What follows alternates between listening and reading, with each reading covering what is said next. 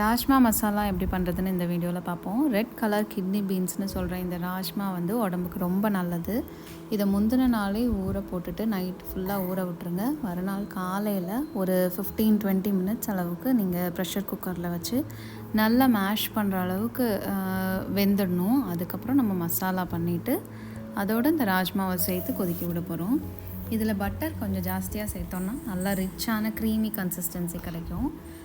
First வெங்காயத்தையும் மிளகா, இஞ்சி, பூண்டு அதெல்லாம் வதக்கிக்கிறோம். அதுக்கப்புறம் தக்காளியை மிக்ஸி ஜாரில் நல்லா அரைச்சி அதை ஊற்றிருக்கேன். அதுக்கப்புறம் மசாலா, மல்லித்தூள், மிளகாத்தூள், மஞ்சத்தூள் இதெல்லாம் போட்டுக்கிறோம். வேணுன்னா கொஞ்சம் கரம் மசாலா சேர்த்துக்கலாம்.